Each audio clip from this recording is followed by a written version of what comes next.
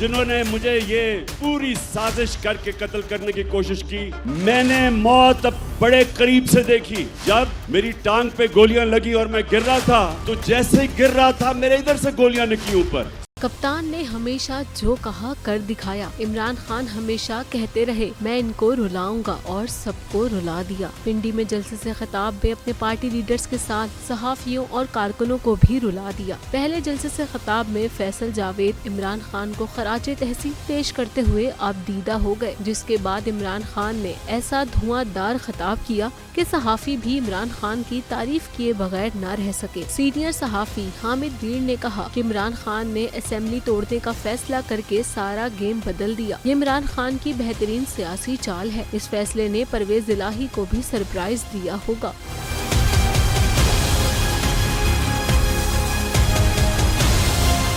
صحافی صابر شاکر نے ٹویٹ کیا کہ عمران خان کو اس حالت میں دیکھ کر آنکھوں میں آنسو آ گئے. محیط پیرزادہ بھی عمران خان کی ہمت کی تعریف کرنے لگے. چیئرمین پی ٹی آئی کو بڑا لیڈر قرار دے دیا. عارف حمید بھٹی نے ٹویٹ کیا کہ عمران خان کی بہترین سیاسی حکمت عملی نے حکومتی اتحاد کو ایسی مشکل میں ڈال دیا جس کا حل بظاہر صاف شفاف الیکشن ہی رہ گیا ہے. اچھے فیصلے اچھے نتائج کی طرف لے جاتے ہیں.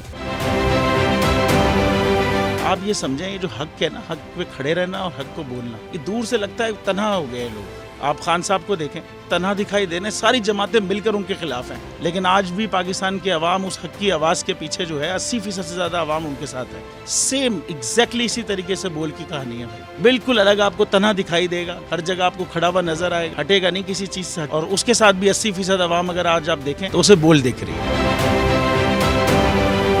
جعلی کیس ہے نا، یہ ہم پہ اس وقت بنائے گئے تھے جب حکومت یہی تھی، انہی لوگوں کی حکومت تھی نا. اور یہ جعلی کیس، ان کو میں نہیں کہہ رہا اس کیس کو جعلی کیس، ان کو پاکستان میں کیا پوری دنیا میں ایک ایسا شکایت کنندہ نہیں ملا، ایک ایسا کمپلیننٹ نہیں ملا جس نے یہ کہا ہو کہ ہمارے ساتھ فراڈ ہوا ہے. تو یہ خود ہی بن گئے کمپلیننٹ، اور یہ خود ہی انہوں نے خود ہی انویسٹیگیشن کی، اس کی خود ہی تفتیش بھی کی. یعنی کہ کمپلیننٹ بھی ہے، انویسٹیگیشن آفیسر بھی ہے، اور ان دا اینڈ انہوں نے پھر اس کے باوجود یہ کورٹ میں جمع کرایا کہ جی یہ کیس جعلی کیس تھا اور اس میں کسی قسم جو کچھ ایگزیکٹ کر رہا تھا سب لیگل. یہ میری بات نہیں ہے، یہ ان کے انویسٹیگیشن آفیسر کی بات. سب سے زیادہ ویوز اور سب سے زیادہ ریٹنگ کے ساتھ بول آج بھی رہا نمبر 1 پر.